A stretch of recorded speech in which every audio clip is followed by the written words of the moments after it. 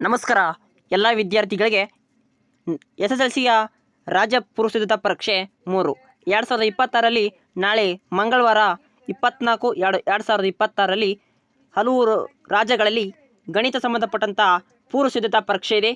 ನಿಮಗೆ ಇಲ್ಲಿರುವಂಥ ಈಗಾಗಲೇ ಒಂದು ವಿಡಿಯೋ ಮಾಡಲಾಗಿದೆ. ಸರ್ಕಾರ ನೀಡುವಂಥ ಮಾದರಿ ಪ್ರಶ್ನೆ ಪತ್ರಿಕೆಯಲ್ಲಿರುವಂಥ MCQ ಹಾಗೆ ಅಲ್ಲಿರುವಂಥ 4 ಅಂಕದ ಪ್ರಶ್ನೆಗಳು ಪ್ರಾಬ್ಲಮ್ ಸೊಲ್ಯೂಷನ್ ಮಾಡೋ ಬಗ್ಗೆ ವಿಡಿಯೋನ ಮಾಡಲಾಗಿದೆ. ಇಲ್ಲಿ ನಾವು 3 ಅಂಕದ ಪ್ರಶ್ನೆಗಳನ್ನು ನೋಡೋಣ. ಅಂತಿಮವಾಗಿ ನಾಳೆ ಬೆಳಗ್ಗೆ ಇವುಗಳನ್ನು ರೆಫರ್ ಮಾಡಿ ನಿಮಗೆ 60 ಮಾರ್ಕಸನ್ನು ಈಸಿಯಾಗಿ ಈ ಪ್ರಶ್ನೆ ಪತ್ರಿಕೆಯಲ್ಲಿ ಪಡ್ಕೊಳ್ಬೋದು.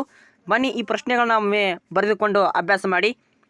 ಸೊ ಇದುವರೆಗೆ ನಮ್ಮ ಚಾನಲ್ ಸಬ್ಸ್ಕ್ರೈಬ್ ಮಾಡ್ಕೊಂಡಿದ್ದೆ, ದಯವಿಟ್ಟು ಸಬ್ಸ್ಕ್ರೈಬ್ ಮಾಡಿಕೊಂಡು ಬೆಲ್ ಐಕನ್ನ ಆಲ್ ಆಪ್ಷನ್ಸ್ ಸೆಲೆಕ್ಟ್ ಮಾಡ್ಕೊಳ್ಳಿ. ನಾನು ಹಾಕುವಂಥ ಪ್ರತಿಯೊಂದು ಇನ್ನೂ ಹಲವಾರು ಪ್ರಶ್ನೆ ಪತ್ರಿಕೆಗೆ ನಿಮಗೆ ಮೊಬೈಲ್ಗೆ ನೋಟಿಫಿಕೇಶನ್ ಬರುತ್ತೆ.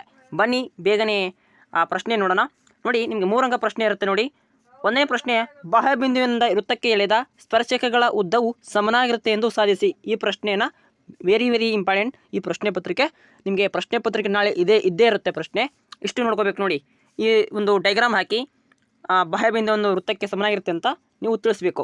ಈ ಪ್ರಶ್ನೆಯನ್ನು ನೋಡ್ಕೊಳ್ಳಿ. ಇಲ್ಲಿ ಆನ್ಸರ್ ಏನು ನೋಡ್ಕೊಳ್ಳಿ. ಒಮ್ಮೆ ವಿಡಿಯೋನ ಪಾಸ್ ಮಾಡಿಬಿಟ್ಟು ಆನ್ಸರನ್ನು ಅಥವಾ ಸ್ಕ್ರೀನ್ಶಾಟ್ ಅಥವಾ ಒಂದು ಕಡೆ ಬರೆದುಕೊಳ್ಳಿ. ಇನ್ನೊಂದು ಪ್ರಶ್ನೆ ಇದೆ, ವೃತ್ತದ ಮೇಲಿನ ಯಾವುದೇ ಬಿಂದುವಿನಲ್ಲಿ ಎಳೆದ ಸ್ಪರ್ಶಕ್ಕೂ ಸ್ಪರ್ಶ ಬಿಂದುವಿನಿಂದ ಎಳೆದ ತ್ರಿಜ್ಯಕ್ಕೆ ಲಂಬವಾಗಿರುತ್ತೆ ಎಂದು ಸಾಧಿಸಬೇಕು. ಇದ್ರ ಕೂಡ ಆನ್ಸರ್ ಇಲ್ಲಿದೆ. ಇದನ್ನು ಕೂಡ ಸ್ಕ್ರೀನ್ಶಾಟ್ ತೊಗೊಂಡು ಒಂದು ಕಡೆ ಅಥವಾ ವಿಡಿಯೋನ ಪಾಸ್ ಮಾಡಿಬಿಟ್ಟು ಉತ್ತರನ ನೋಡ್ಕೊಳ್ಳಿ. ಓಕೆ, ಇನ್ನು ನೋಡಿ 4 ಅಂಕದ ಪ್ರಶ್ನೆ. ಅಲ್ಲಿ ಪ್ರಮೇಯಗಳ ಒಂದು ವಿಡಿಯೋ ಮಾಡಲಾಗಿದೆ. ಥೆಲ್ಸ್ ಪ್ರಮೇಯ, ಪೈಥಾಗೊರಸ್ ಪ್ರಮೇಯ ಹಾಗೆ ತ್ರಿಭುಜ ಪ್ರಮೇಯ. ಎಷ್ಟು ಪ್ರಮೇಯಗಳಿದೆ ನೋಡಿ. ಅದರಲ್ಲಿ ಥೆಲ್ಸ್ ಪ್ರಮೇಯನ ಕೇಳಬಹುದು. ನಿಮಗೆ 4 ಅಂಕದ ಪ್ರಶ್ನೆ. ಈ ರೀತಿ ಡೈಗ್ರಾಮನ್ನು ಹಾಕ್ಕೊಳ್ಳಿ. ಅಲ್ಲಿ ಹೇಳಿಕೆ, ರಚನೆ, ಸಾಧನೆ ಈ ರೀತಿ ಬರಿತಾ ಹೋಗ್ಬೇಕು ನೀವು. ಇವುಗಳನ್ನ ಕೂಡ ಇದನ್ನು ಕೂಡ ವೆರಿ ಇಂಪಾರ್ಟೆಂಟ್ ಇರುತ್ತೆ. ಇದು ನೋಡ್ಕೊಳ್ಳಿ. ಹಾಗೆ ಇನ್ನೊಂದು ನೋಡಿ, 2 ಸಮರೂಪಿ ತ್ರಿಭುಜಗಳ ವಿಸ್ತೀರ್ಣಗಳ ಅನುಪಾತವು ಅವುಗಳ ಅನುರೂಪಿ ಭಾವಗಳಿಗೆ ವರ್ಗಗಳ ಅನುಪಾತಕ್ಕೆ ಸಮನಾಗಿರುತ್ತೆ ಎಂದು ಸಾಧಿಸೋದು. ಈ ಒಂದು ಕೂಡ ಪ್ರಶ್ನೆ ಇದೆ. ಇದು ಕೂಡ ಒಂದು ಪ್ರಮೇಯ. ಇನ್ನೂ ಕೂಡ ನೋಡ್ಕೊಳ್ಳಿ. ಹಾಗೆ ಈ ಪ್ರಶ್ನೆ ಇರುತ್ತೆ ನೋಡಿ.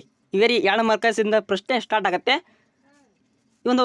ಈ ರೀತಿ ಪ್ರಶ್ನೆ ನಾಳೆ ಪ್ರಶ್ನೆ ಪತ್ರಿಕೆಗೆ ವೆರಿ ಇಂಪಾರ್ಟೆಂಟ್ ಇರುತ್ತೆ. 100% ಈ ಪ್ರಶ್ನೆ ಇರುತ್ತೆ. ಇನ್ನೊಂದೇನು, ಒಂದು ಬಾಹ್ಯ ಬಿಂದು ಪ್ರಮೇಯ ಇರುತ್ತೆ.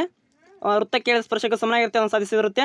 ಅಥವಾ 3+ ಸಂಪಾತ 5/1 ಸಂಖ್ಯೆಯನ್ನು ಎಂದು ಸಾಧಿಸಿ. ಅಥವಾ ಸಂಖ್ಯೆ ಬೇರೆ ಕೊಟ್ಟು ಟ್ವಿಸ್ಟ್ ಮಾಡಿ ಕ್ವಶನನ್ನು ಬೇರೆ ಕೇಳ್ಬೋದು. ಇದೇ ರೀತಿ ನೀವು ಫಾರ್ಮೆಟನ್ನು ಬಳಸ್ಕೊಳ್ಳಿ. ಒಂದು ಭಾಗಲಬ್ಧ ಸಂಖ್ಯೆ ಆಗಿರಲಿ ಅಂತ ಬರೆದುಕೊಂಡು ಈ ರೀತಿ ಅದನ್ನು ಇದೇ ರೀತಿ ಬರ್ಕೊಂತ ಹೋಗಿ. ಬೇರೆ ಒಂದು ಕ್ವಶನ್ ಕೊಟ್ಟರು ಕೂಡ ಇದೇ ರೀತಿ ಬರೀಬೇಕಾಗತ್ತೆ. ನೋಡಿ, ಈ ರೀತಿನ ಹಾಕಿ ಬರೀರಿ.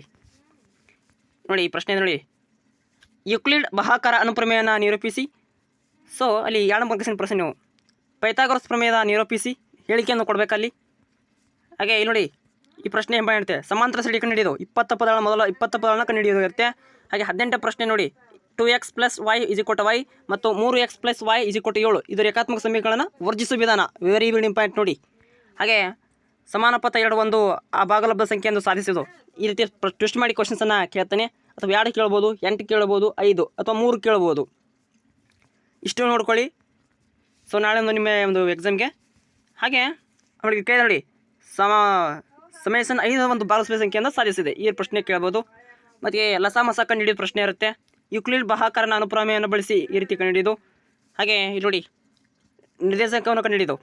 ವರ್ಗ ಸಮೀಕರಣವನ್ನು ಸೂತ್ರ ಸಹಾಯದಿಂದ ವಿವರಿಸುವುದು.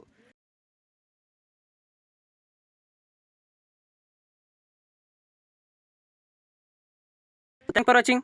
Have nice day. Take care. Bye.